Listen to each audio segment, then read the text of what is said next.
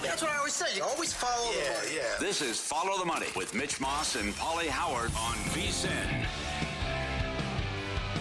Yes, Follow the Money. Pauly Howard, Jonathan Von Tobel, Mitch on vacation, live from Circa, downtown Las Vegas. Beautiful hotel and casino. Big show coming up. Sirius XM Channel 158. Get the VSiN Watch app. As always, Jeff Sherman from the Westgate to recap the Super Bowl, best and worst props, golf talk. He's great on golf, and he's great on the NBA, and one of the best and biggest cards of the year tonight in the association, the madness and debacle in Dallas, R.J. Choppy. The fan in Dallas. I've been covering sports for 20 years, watching for 40 plus. I've never seen anything like the surreal piece of theater going on in Dallas right now with how the organization is acting. He'll fill us in and give us an update on what's going on at 2:30, and Matt Humans with college picks and some futures as well. And top bottom, a team on an 18-2-1 ATS run in college hoops, best and worst NBA, college, and NHL. How you doing? How you been? Good, man. I'm fired up. This is the best time of year. We're past the Super Bowl. It's all hoops, hockey, and everything else in between for the next few months. I can't wait. Baseball's underway too, man. Yeah. Dodgers plus 275 to win the World Series. Yep. You ever see that again? Ridiculous. Right? Kudos, Rich get richer. Yep. Kudos to you that you could have saved me some money Sunday if I was watching the game next to you, but apparently you said this was Tampa all over again, and you were not buying any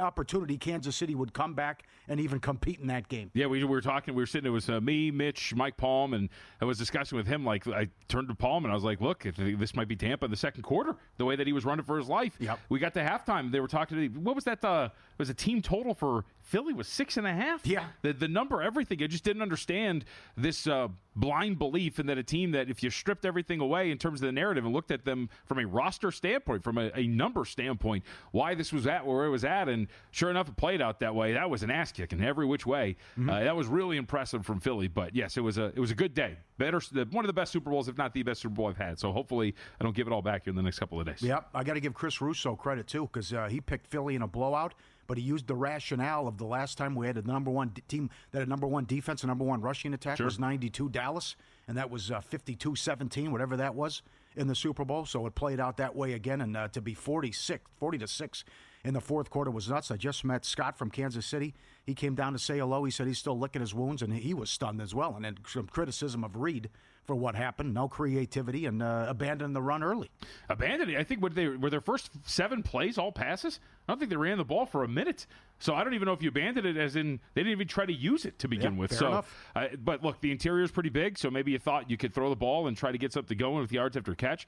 Going into the Super Bowl was a really interesting matchup because this is a team this year in Kansas City that was among the lead leaders in throws behind the line of scrimmage, right, yards after catch, and this is one of the best defenses in defending those situations. Only 4.1 yards per attempt on throws behind the line of scrimmage, and that looked every bit of it. Like, that looked like a team that was desperate. And then all of a sudden in the second half, Kansas City's like, all right, well, we got Xavier Worthy. He's really fast. Let's see if we can chuck it downfield. Yeah. And all of a sudden, they start burning them, and they start getting some big plays. So I was surprised by the game plan, too. It looked like they were buying right into what Philly was selling immediately. Didn't cross midfield till late third quarter. 2 minutes and like 3 seconds left in the third quarter. That's insanity. That's nuts. We'll get the futures, players, and teams later in the show. So tomorrow is the final day till the All-Star break, and then the players get a couple days off.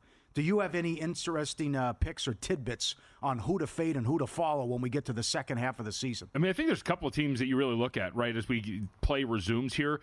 At the top of the list, because I had more teams to kind of go against once this thing started to get back up, but look at Dallas, for example. Dallas has nobody. They're going to call you to play center here pretty soon. Sure. Daniel Gafford goes down yesterday with an ankle injury. He's going to be reevaluated in 2 weeks or the day before yesterday. You have a team that defensively has a lot of issues. They have no real perimeter defender that you trust. Look at the other night when they lose to Sacramento. They have a 10-point lead late in that game, Paul. Yes. And they come storming back, the Kings do. They end up winning that game on a DeMar DeRozan game winner late in overtime. The Kings were destroying them along the perimeter. Specifically, DeMar DeRozan was absolutely annihilating this team every way down the floor. I think that Dallas is going to be a team to definitely look against, maybe play some overs if you're talking about it from that perspective, because I don't think they're going to be playing much defense. They're very small. They're going to, I think, get got. When you're talking about rim protection, it's non-existent. They're going to be a team I think is definitely worth fading a little bit down the stretch here. And how about Philly? We're going to see them here today. God. Yeah, last night, that's unacceptable. You have everybody, you have your big three on the floor. You have Tyrese Maxey, Paul George, and Joel Embiid, and you lose that game outright. Philadelphia now, after that loss, again, one of the worst cover teams in the NBA, but still 6-14 ATS in their last 20 games. They have been terrible. And all 6 of those came in. Remember that stretch that they were on? They were hot. Without everybody. Yeah. When they weren't healthy. But outside of that, they've been terrible. You've seen nothing from them. You watch them on the floor, and Embiid is doing you nothing on defense. They look like they're not engaged at all. This is a team that I don't want any part of. And look at the way the market's pricing them. They were laying 11 against Toronto yesterday. Never even came close to covering that number. If the market's going to continue every time this team is healthy to price them like the team that had the win total around 50 that should be a contender in the East, why should we not continue to fade this team as you move into the second half of the season or second half post All-Star break? And I thought the other two was San Antonio to an extent. This is very disappointing. I don't really buy it. Like, they're not good on defense. And if you look at some of these numbers for them, it's only a 4-game sample size. So maybe this one is a little too hyperbolic to get in right away. But even before the trade, Paul, last 17 games, they're 5-12 straight up and against the spread. So they're covering at a very poor clip.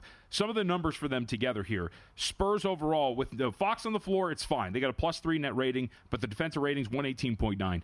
Fox and Wemby on the floor together, a negative 9.7 net rating so far in these 4 games. They've only covered one of them. They've won 2 of them. They were tooth and nail in every single one of them, essentially. The Wizards were giving them problems the other night. Couldn't cover that number. They lost to Charlotte. Yeah, lost to Charlotte, and that was a game, too. You're going to look at that game and go back if you didn't watch it and say, they lost by 1. That's a tough way to look. No, they were down by almost 20 in that game at one point. They had to come back in that against Charlotte. So I don't really buy what San Antonio is right now. I think they're a very poor defensive team. I think De'Aaron Fox isn't good at the point of attack. They're going to go after him.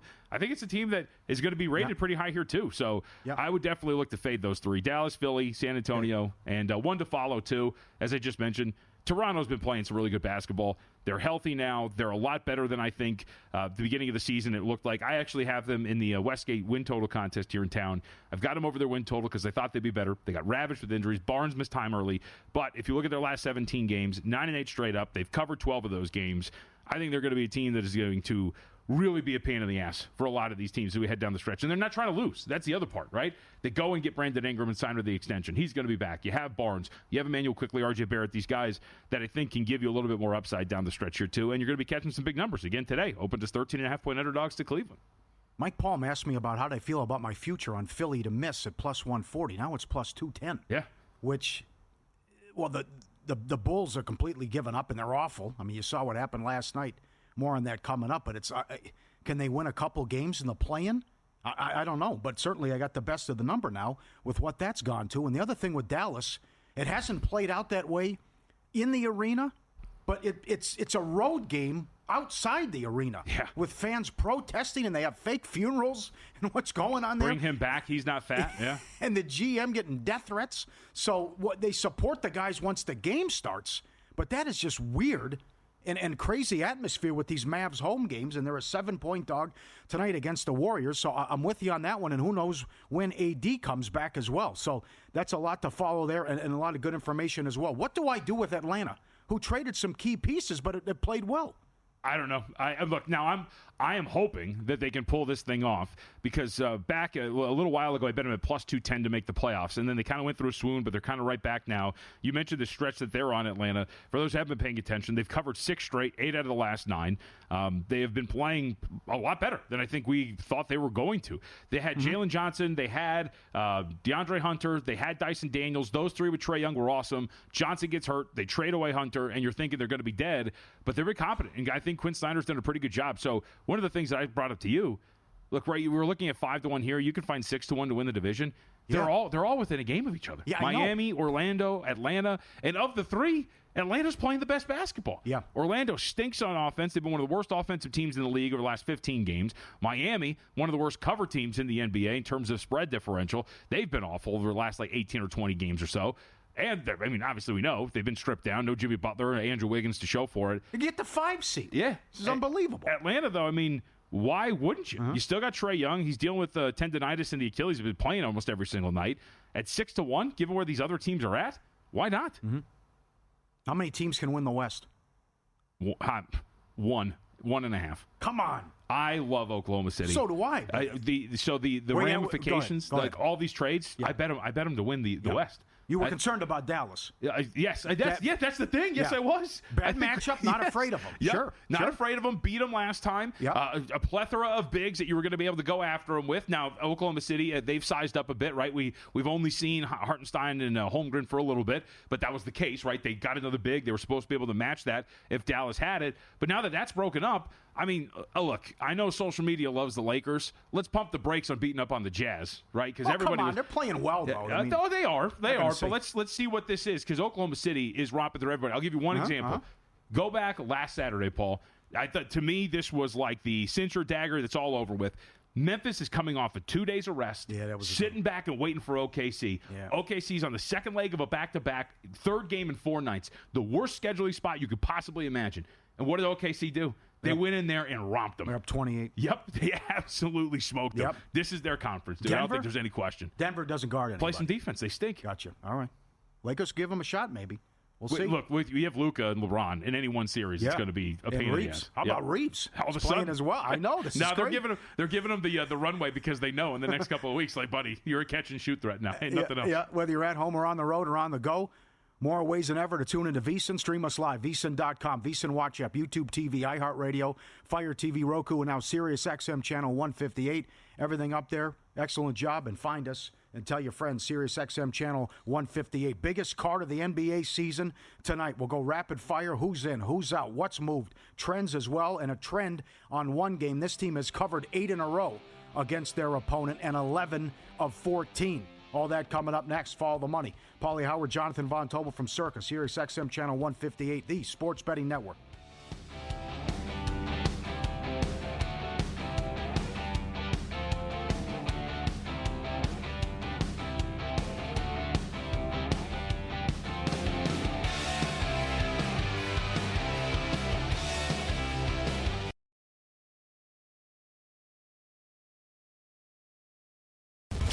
This is Follow the Money on VSiN. All right, welcome back with the biggest card of the NBA season. I'll pay off the tease right away. New Orleans takes on Sacramento. They've covered 8 in a row and 11-2 ATS in the last 13, and they're catching 5 at home tonight. Golden State opened 4 up to 6.5 against Dallas. Houston opened 6 up to 9. Booker's out. Minnesota opened 5.5 up to 8. No Giannis. Lillard questionable. Orlando total 208.5 down to 202.5. And Gordon is now questionable. Ball doubtful. Allen is out for Phoenix. And half the league is questionable tonight. And you also said the Bugs going through Miami? Yeah, Miami. Let me get the names exact here for the Heat. Tyler Hero, Jaime Jaquez, Duncan Robinson, and Terry Rozier, all 4 of them questionable with the same stomach illness. Oh, Terry. Yeah. So Terry, how you been, Terry? Yeah, right. Okay. So they got something going on here in Miami, and one would think that even if they do play today, what does that look like? Do you look second half, and that Bug's really sapping them? They don't have a lot of energy against this Thunder team. You're going into the All-Star break. Yeah. You're getting ready for the vacation. Oh, and that hit could with be the stomach flu. That could be a rollover. Oh boy! Do the Thunder get it? Do we circle the Thunder for their? I mean, do they play tomorrow? Because I mean, if you're going to get this bug going into the break, can we spread it over to OKC? Yeah, there's only a couple games I think there. You double check that. Yeah, they play tomorrow against Minnesota. Yep. Damn. All right. Good call. Always go to VSiN.com. Again, it's worth it just for the prop analyzer. I'll get to that later in the show as well. But the trends from Makinen: 8-0-1 run, last 9 with the over. Indiana and Washington. Charlotte, Orlando 7-1 straight up in ATS, last 8 against Charlotte. Atlanta, New York, 8 of the last 10 have gone under. That's a surprise. Cleveland, Toronto, favorites on a 10-1 ATS run last 11. Cleveland laying a bunch. Philly, 10-2 ATS last 12 against the Nets. And I mentioned the New Orleans number as well. Atlanta, 47-28 to the over, though. Conflicting trends since 2022 and playing a 4th game in 6 days. You can check that all those up at vsin.com. Okay, we'll go in rotation order. The big one to start, Wemby in the Garden against Boston. Boston 8.5. Holiday out. Brown questionable. Boston only 16-10 at home this season. Mm-hmm.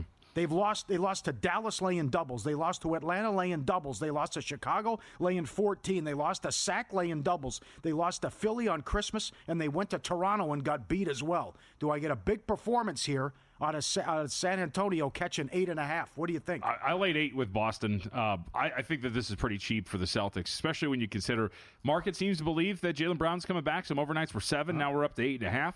We'll see if Brown makes his way onto the floor, but I think the Spurs are a bet against team. They're 5-12 ATS in their last 17 games. Victor Wembanyama and De'Aaron Fox on the floor together have a defensive rating of 123.6. They can't stop a nosebleed. And here you have Boston. I mean, think about it. Let's say you have home court at about 2.5 points. Even if you don't have Brown out there, you only think the difference between Boston and San Antonio is 6 points on a neutral? I think it's pretty light here. So I'll go ahead and take my chance with the Celtics today. If Jaylen Brown ends up playing, probably closes like 9, maybe 9.5. I think the market believes he's going to play here today, but I laid 8 with Boston. All right, if he plays, I like the over with everything you said, too, about the defensive issues. And Pacers-Wizards, I think 242.5 is too low, and Pacers laying doubles in that game. And Magic, 12.5 and 2. I mentioned the 6-point move on the under against the Hornets. And we'll see the Magic. I can't do it. I mean, they've been so bad lately down the stretch. Other than that big win in Sacramento. Market believes in them though too. Like when they played Atlanta the other night, market bet them up. They got up to 6 in that one. They lost the game outright. They failed to cover. They're 3-11 straight up, 2-12 ATS in their last 14 games. They've been terrible. And for as bad as Charlotte has been, look, they're at least covering numbers. They've covered 5 out of 7. They've been showing some fight in some of these games. And Orlando, you look at this 14-game stretch that they're on, or 13-game stretch that they're on, Paul. Their offense has been abysmal. A 104.6 offensive rating over the last 14 games. They just can't figure out what they're wanting to do. I think it's going to be a pretty slow-paced game, but I don't know, man. I don't know what you've seen that would make you want to run and lay double digits right now with Orlando at this point, even with the injuries that Charlotte's dealing with at this point right now. I like Brunson's points over tonight, especially keep an eye on Cat, but the big win last night, and I think Brunson can go over 27.5, lane 8 against the Hawks, and 241 the total, and we'll see what you get out of this bizarre Hawks team. It's been nuts what's happened. They're supposed to stink after these trades, but playing good ball, and the Knicks on a back-to-back, although they crushed it last night, but the only thing I want here is Brunson points over. Yeah, I mean, they don't really have Atlanta, anybody go after them, so I think that's going to be really work in your favor. Obviously, high volume. I wonder, I was talking to Matt about this last night on Primetime. You do anything with back-to-back, like emotional rivalry spots, right? That's a rematch of the postseason last year. Right. Indiana ousted you. Then on the second leg of a back-to-back, you're back home. We know what the Garden's like when Trey ever goes out there. A really high emotional spot. They always take it seriously. You mentioned the trend of the under. I think it shows that these matchups actually tend to get pretty half-court oriented and slow down because they really do take it seriously, possession to possession, whether or not that's going to be the case. So I would look. Why would we not back Atlanta sidewise? They've been great. 6-0 ATS last 6. They've covered 8 out of the last 9. To me, it would be Atlanta or nothing, especially the way they show up for these games, but didn't bet anything. I thought that, too, last night. It didn't come into play with the look-ahead spot for Auburn and Alabama, but Alabama shot the lights out from 3. Beat the crap out of them, yeah. But that could be, and Atlanta already beat them at the Garden. Auburn almost looked past Vandy. That's true. They're up 15-0, and then they trailed 45-42. Cavs 14.5, 234.5 on the road against Toronto. I mean, Toronto deserves respect, man. This is a big number. Toronto's been great. They've covered 12 out of 17 games. They're the 4th best cover team in the NBA. They're healthier. They have some really solid wing talent, as we know. Obviously, Jakob Poeltl not going to play here. And remember, Cavs are still a little beat up, too. No Isaac Okoro. We got questions about Max Strus again. We'll see if he's going to be available. Ty Jerome's questionable, not the biggest deal in the world. But, look, Toronto's been solid. And we're starting to see that hook kind of disappear. Overnight, I saw it was 13.5. Cavaliers right now, if you're looking at it, still 13.5 strong. Some others 13. I lean toward Toronto, man. I mean, what they've shown you so much. They covered a big number against Oklahoma City on Friday night. I think they were catching 18.5, stayed inside of that, never got out of it. So could be a track meet. Sure. I've been it's up to 237.5 now. Man. Yep. Cleveland's really struggled defensively in the last month as well. Sixers 3 and 2-11 against the Nets. How about who had this on their bingo card? Embiid is the worst contract in sports now. He seems to be, dude. You see some of this coverage on pick and rolls where he's just standing there. He doesn't even do anything. Might have to have another surgery. I'll never play on a back-to-back again. Yeah, man. They booed him last night. He passed open a wide-open 3 and turned it over. And by the way, I mean, everybody was mocking the Clippers after what happened. They let Paul George go for nothing. It's been terrible. Seemed like they had a good idea of what was going on there. Behind the scenes, more podcast episodes that made field goals. It's ridiculous. I don't think... You're probably at the point now, we talked about Philly being a team to fade. If the market's going to start to get pretty light on them, then maybe I'm wrong in that theory. But Brooklyn has won and covered 5 out of their last 6. They've at least shown a little bit of fight. Officially went over their win total the other night. But market's back in Philly again. This was a 1.5. It's up to 3 now. I don't really trust the fact that Philadelphia is this team. But look at the difference. They were laying 11.5 last night. Yes, Embiid played. Now without Embiid against the lowly Nets, it's just 3. So I think you've downgraded them a bit here, but is it enough? They did have that stretch that kind of threw me off. But nobody was playing for them. That was the weird part. They beat the Lakers. Yes. And they were also had some other big wins as well. And then when these guys are healthy, they've been awful. There's 2 teams I'm going to continue to fade. The Bulls, which, unbelievable, 71-29 last night at home. At home. Yep. And the Pistons blew them out. They play again tonight in a weird scheduling spot. And lucky day for me, I had a winner finally. Memphis took out the Suns. Now Booker's out. Houston's up to 9. Allen's out. With that horrible situation and chemistry in the locker room, they actually hung in there if they were down big. But Memphis, anytime they needed a basket, got it. I'm going to fade Phoenix and the Bulls until further notice. Why not? Bulls' last 16 games have only covered 4 of them. They failed to cover by 5.5 points per game over that stretch. I mean, markets, again, they're bumping you up here, right? Because last night closed, 4? Now we're up to 6.5. So you understand, hey, you have to. 71-29, you're going to get downgraded quite a bit here. But this Bulls team wants no part of getting a win. It's been absolutely embarrassing at this point right now, watching what they've been doing. It's disgusting. And hey, look, Pistons are good. Like, they're a solid team. They might be in the top 6 of the Eastern Conference. But I think it speaks more to where the East is at than anything else. Yep, $5 to make the playoffs. I do want Luka's player prop under tonight. Yeah, 24 minutes restriction. Minutes restriction still at, first game back was the other night, out since December, and then it could be a blowout again. Yep. How many shots is he going to take, too? Now, he's 1 of 7 from 3 the other night, but I think his props are too high, 24.5, 6.5, and 6.5. The guy I want over is Reeves. What a tear he's been on. Well, you think part of it is giving him a little bit more runway, knowing what's going to happen here as you move forward? Right? I mean, you saw what he did against the Pacers, obviously, you're referencing. Obviously, the last game out for him. Can you believe that? Now, if I tell you in that long storied history of that organization, only 6 guys have done what, 45, 7, and 7? Sorry, go ahead. No, you're right. And then one of them's Austin Reeves. Yeah. So maybe this is part of J.J. Redick saying, like, look, let's open this game up for him because when Luka gets full going, I mean, you're going to be off-ball guy. So they had a good stat on this. I think it was Windhorst or maybe it was Bontemps, but brought it up the court, I think, only 7 times in that game. Luka did. So, in other words, ball was out of his hands in the game against Utah. So maybe that's either one of 2 things. It's the way that Redick's going to use him, or he's just getting comfortable. But he didn't really have the ball in his hands in that game the other night. Does Len do anything for you? No, the guy not really. I mean, you need depth. I mean, they needed to do it. Yeah, big guy. That's what they needed. Edge boost. You love betting. Make money from it. You're doing it every day. Put money back in your pocket. Don't leave money on the table. Card never declined. Edge Boost has your back. First ever bank account built for bettors. I heard a horror story on a popular podcast Sunday where a guy got charged $44 for taking money out at the ATM. Edge Boost, all your gambling-related transactions always will be approved. No more headaches. High rollers can move up to $250,000 a day on your Edge Boost Visa debit card with unlimited withdrawals. It works 24/7 for instant deposits. Never wait for a wire to clear again. EdgeBoost.bet. EdgeBoost.bet code FTM. Start at Tier 2 for faster bank transfers. EdgeBoost.bet code FTM. Jeff Sherman at the Westgate. Recap the Super Bowl, a couple props, who he likes in golf and the NBA.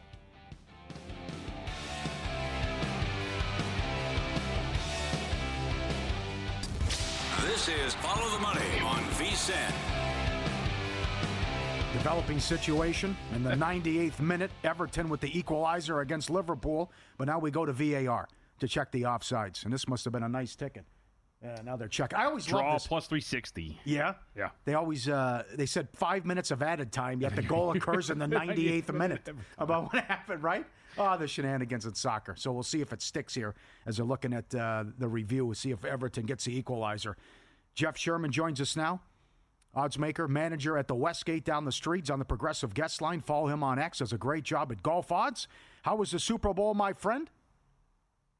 Very well. Very well for us. I'd quantify it as solid. And, we were one of the first books to go down to 1 on Kansas City from 1.5, which what prevailed on the market early. When we went through the props, we really arrived at the conclusion. We thought that the Eagles should be favored, but we understood why Kansas City went off favored because there was so much public money on Kansas City with the support they've gotten the last couple of years from Mahomes. So, but the Eagles are the side that we thought, and that's what we went in with. Did you? The props went very well too. So many guys under. Yeah. We did very well with the props, except for at the end of the game, there were a couple props that came into play when Pickett came in the game, and the extra pass attempt and the kneel down, and There were a few things that were affected by the end of the game, but overall, very well. Okay. Do you know what the worst prop was? Was it over 2.5 players to attempt to pass and pick against in the game? No, actually, the worst prop for us was DeAndre Hopkins scoring a touchdown at 5-1. Wow. Yeah, we had quite a bit of money on him, and the public bet him over his receiving yards, but the 5-1 payoff is what was problematic for us. Okay, excellent. And it was the best Barkley under stuff? No touchdown? No, the best one. This is surprising, but Harrison Butker under 1.5 field goals made. Wow. We had so much over 1.5. It opened over $1.20 and went off up to $1.75. So just continuous one-way support on the over. Jeff, was that you guys that were sweating out the both teams to score a touchdown in the game? Because I remember talking to John on Sunday. I think it was him who told us you guys desperately needed both teams to score a touchdown, and it didn't look like they might get that in the third quarter.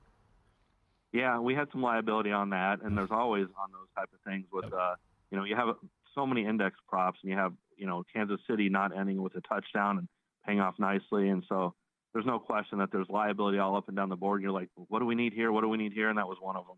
What was the price, John? Oh, I don't know. I think what did you guys have? Because I know that you guys never saw that. Yeah, you needed both teams to score a touchdown, but John never told me what the price was. Yeah, I don't recall what the price was. Like I said, we had so many of those index props, and a few of the other guys were monitoring those. Okay, the goal counts. Everton ties it 2-2 in the 98th minute. Incredible finish in the Premier League. Murray's in trouble with his Liverpool. Yeah, that's going to be a bad beat rivalry. Excellent. So let's talk about golf now, and let me start with this. If he was going to play, what were you going to make the odds on Tiger Woods in the Genesis? Yeah, I had him penciled in at 250-1, and this is a course he had won 8 times previously, and even the U.S. Open when he beat Rocco Mediate there. But his only golf recently has been TGL golf, so he would have been 250-1 this week. Ooh, wow! Is it over? He'll never win another tournament? I don't believe he will. It's unless TGL counts. But I don't think he will. So, okay. But it's great to see him out there. I mean, he moves the needle for me, and I was all looking forward to watching him play on Thursday. I set plans aside to watch him, but now I got an open day to do other things. Well, no, but that's a bad. You can't tell people that, though. You just take your day. Do whatever you want. No, I just Tiger's my guy. I love watching him play. So I'll watch him next week when he returns. I know he's going through with the death of his mother. So when he comes back, we'll be looking forward to it. What kind of golfer we look for in these in this kind of a tournament, Jeff? What kind of archetypes do we want in terms of stats and what they do well on the course? Well, it's a shot maker's course. It's challenging, just like a U.S. Open. I set the winning score at 7.5 under par. It's been bet down to 8.5 under par. But they're only playing the South course, not the easy North course, like they did in the Farmers Insurance a few weeks ago. So par is going to be a good score here. It's going to be very challenging. Top of the leaderboard, Scheffler. I opened him at 9-2. Took some initial money on him, went down to 4, but now it's subsided, and I've raised him up to 5-1. And we're seeing a lot of support for Rory from 8 down to 7. And, it's a very well-supported tournament with the names in this and a historic course like this. Who do you play? Who'd you play? Who do you like?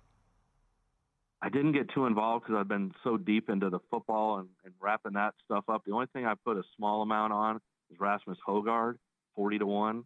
I like the way that he's been playing since he got his PGA Tour card at the start of the season. I think he's ultra talented, and you're going to see big things from him over the course of the season. So, the 40 to 50-1 range, I think trying to get it now before it goes lower. Follow the money. Pauly and Jonathan Von Tobel, VSiN, the Sports Betting Network, Sirius XM Channel 158. Talking to Jeff Sherman at the Westgate at Golf Odds on X. He's on the Progressive guest line. The Lakers are tremendous for business, and people come from Southern California, and it's a Laker town. They can't get enough. How about all the Laker future money? You put up 20-1, it won't stop. You keep lowering it. Tell us what you're at now. It's been a lot of movement over the past couple of weeks. I had him at 50-1 before the Luka trade, and after that, lowered him to 20. And then there wasn't too much at that point. And then when they traded for Mark Williams, I lowered him to 14 because they filled a need there. But then when that got rescinded, I put him back to 20-1 since they were lacking that again. But since that time, and with everyone in town for the Super Bowl, we've been inundated at 20-1, 16, 14. I'm down to 12-1. And one of the things that we had out on Twitter was we took a $3,500 parlay. Yes. The Lakers at 20-1 for the title, to the Dodgers at plus 240 for the title. It pays $246,000. So we have a lot of things like that floating around out there, and involvement with the Lakers. And the odds, you're never going to find the true value on them. It was almost like when you were betting Tiger Woods in the past few years. You don't find the true value because everyone bets on him or on the Lakers. Mm-hmm. So they're lower than they should actually be. But we have to react to the support out there, and you can maybe find some value in other teams that get raised up because they're lower. Where should they actually be? The Lakers, by your measure, what are the true odds for them? And in the Western Conference, how many teams would you put in front of them? Well, I would have them. I think they're going to be good and get some time together. I would still have them about 20-1. I think is fair if we weren't overwhelmed with it. And I have them behind Denver. Memphis. I have them right there with Memphis. Memphis is 30-1. But Memphis doesn't see any kind of support in the future book. Yeah. So we do so well on them, and we can afford to be high because we're trying to write money on them. But there's a few teams like that. I thought if they were healthy, Dallas would have posed a problem in the playoffs for some teams. But they have been absolutely decimated all across their center position, and they're going to be a challenge to get back healthy. So I don't know if they're even going to be in position because they're in the play-in area that they can do some noise. But Denver is going to be a handful for the Lakers because Jokic, he always is. And, Alex Len isn't the answer to guard Jokic. He can go out there and take a couple fouls and things like that. But, we'll see. I think it's a position that the Lakers need to address in the offseason. Look forward to next year and being improved off that. I still think it's a little bit premature from this year based on some of their weaknesses. Yeah. We were talking during the break. We can find Adam Silver at Hoover Dam if it's OKC Memphis in the conference finals, even though that'd be sexy. But you're talking about two small markets, though. Yeah, TV ratings wise, and that would be something I would be tuned in for because I think it'd be tremendous basketball. But for a handle standpoint, and viewership, it would be down a bit. And if it were Lakers Denver or Lakers OKC in the conference finals, the farther the Lakers go, the better for our business, and it's driven like that. So, we have some liability on them, but if they can go far and make the Western Conference Finals, we'll write so much on the games and the series prices, it would be great. Any big bets on the NBA tonight? And did you play anything? It's such a large card. We've just had a lot of player movement because of players in and out. I only played one thing, and I played the Bulls first half +3 against the Pistons. Because they just played yesterday, and the Pistons blew their doors off. And usually when a pro team, gets embarrassed like that, you get a tremendous effort out of them at the start of the next game. So that's an angle I look for. 71-29. Man, if they cover +3, what happened yesterday? Yeah, well, I'm going in with it tonight. All right. Great job, my man. Great answers, and we'll talk to you soon. Thank you. Okay, thanks, guys. I looked at that 3 times. I go, is this a real score? I refreshed it, yeah. I thought it was this? Sometimes the scorebug's a little off. ESPN's page is kind of it's a little wonky sometimes. That's insane. It's like the breaking news with the trade. I go, is this shams? Oh, I swore I could have sworn. I responded to everybody. It's hacked. Like I just put my phone down. I'm like, I'm not even going to look at that. That can't be real. Wow. It's still rage inducing seeing him in that Lakers uniform. I don't know what to do with Denver. The best player in the world, okay, but you still have Murray and Porter and Gordon. I still can't believe how they blew that series against Minnesota. And then also the resurgence in the weird career with Westbrook. Yeah. He was terrible last year for the Clippers. Horrendous in the playoffs. And now I guess because you play with the best player, it helps. Yeah, but exactly. But can you count on the guy to make a shot when it counts on the outside in a big game? And all year long, their defense has been terrible. Yeah. And it's been really bad down the stretch. Win-lose up next. A lot of people didn't like it, but it set a record, and one team is on an 18-2-1 run in college hoops next.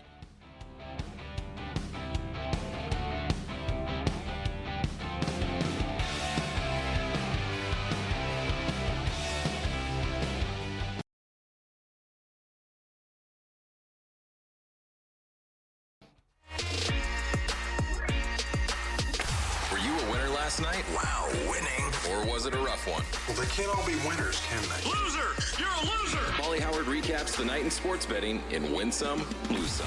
Win Some. Raptors money line 4-1. Sixers booed off the home floor by the fans. Knicks Pacers over 234.5. up to 242.5. College hoops, what was that? Indiana plus 550. Won at Michigan State. Whew, didn't see that coming. Yep. Kansas State plus 165. Alive and well on the bubble. How about that? Where did this come from? Well, all these teams that keep making these turnarounds. I was mentioning this to Matt. Arizona at the beginning of the year coming out of non-con looked terrible. They look great. Right. There's so many. Arkansas turned things around. Yep. All of these teams that have all of a sudden caught life here in the second half is incredible. It's like, okay, they had a nice win, and then they went to Iowa State and blew them out. Then they beat Kansas, and now they beat Arizona. Incredible. Loser for me. I can't get a read on Kentucky. How about this? Plus 165. They took out Tennessee. An identical 12 of 24 from beyond the arc in both games against Tennessee. Oh, just lit them up from beyond the arc in both games. And Tennessee so good defensively. Man, that's how it goes. Michigan, pick up to 3. Beat Purdue by 2. That was surprising. Purdue trashed them in the first game.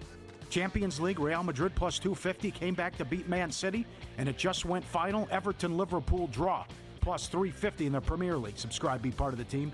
vsin.com, our radio and podcast friends. You always want to see these tweets and videos at Pauly Does Vegas on Instagram. Send them in. We'll put you on. Thanks to everyone. You know who you are. You send them in on a regular basis. We love you. One tweet to read. BetMGM Super Bowl was one of the biggest single-game record wins in company history.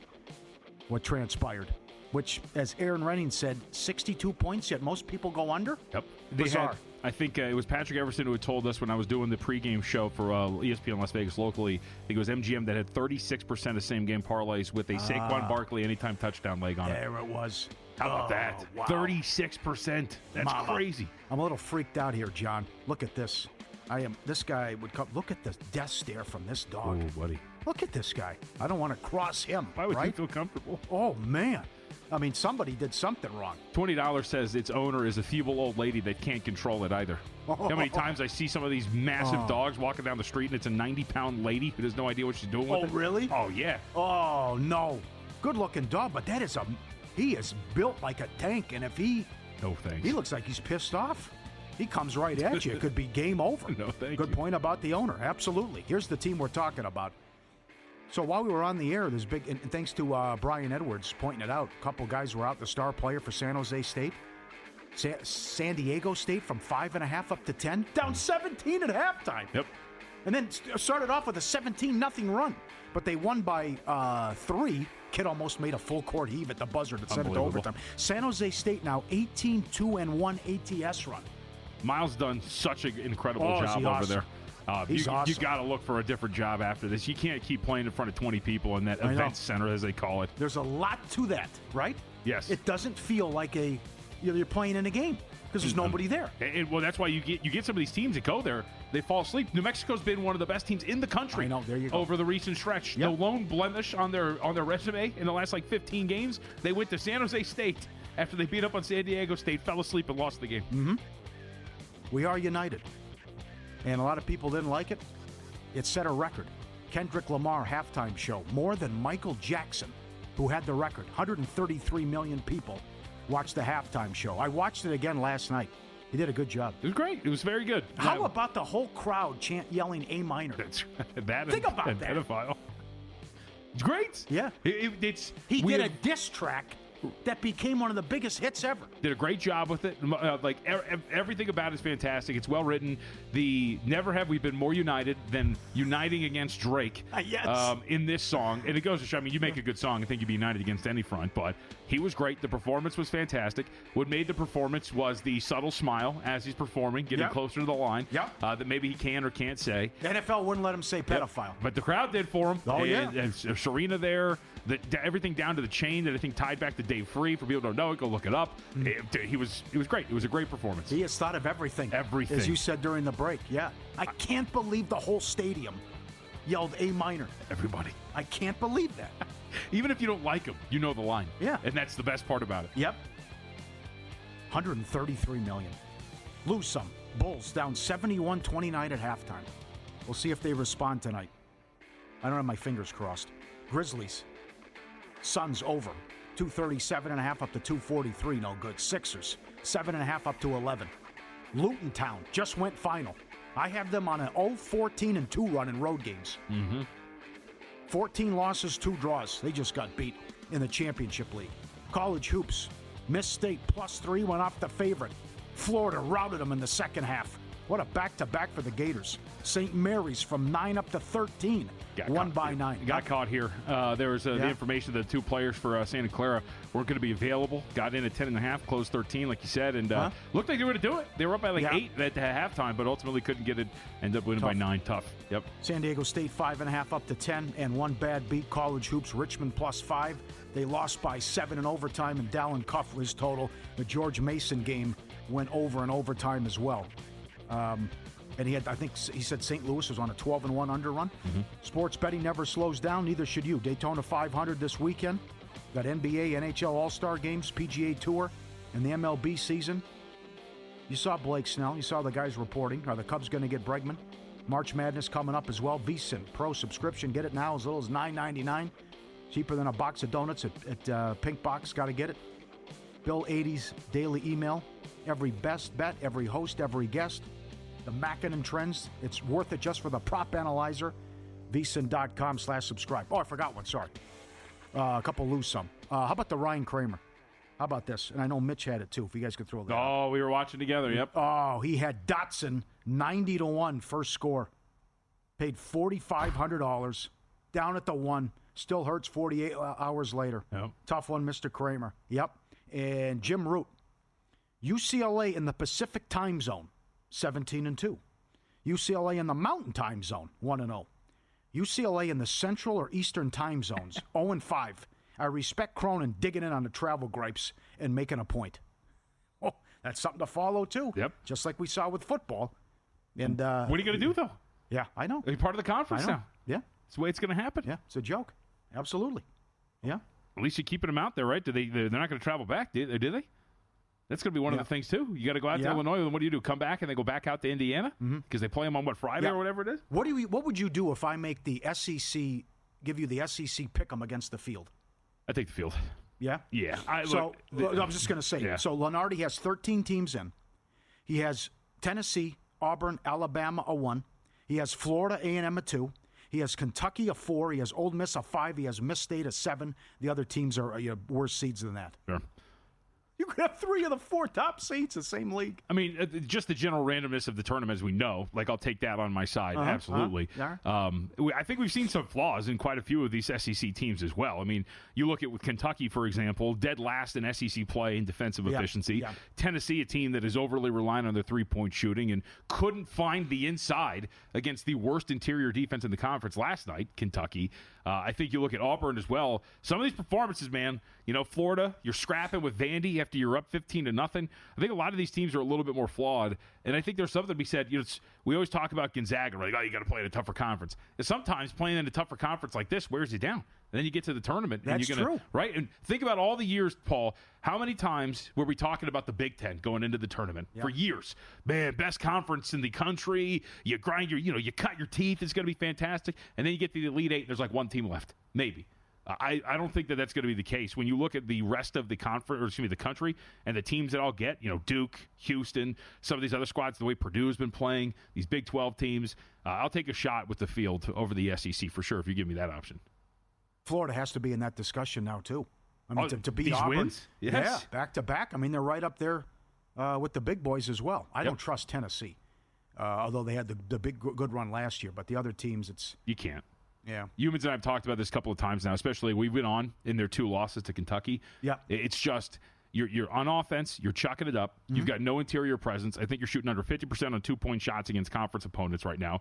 I pull it up. Yeah, they're shooting 47%. They're 13th in SEC play in 2-point shooting. You don't get to the free throw line, so you're not getting any easy baskets at all. I mean, you're a fine defensive team. You're the best defensive team in the SEC, but where are you going on offense?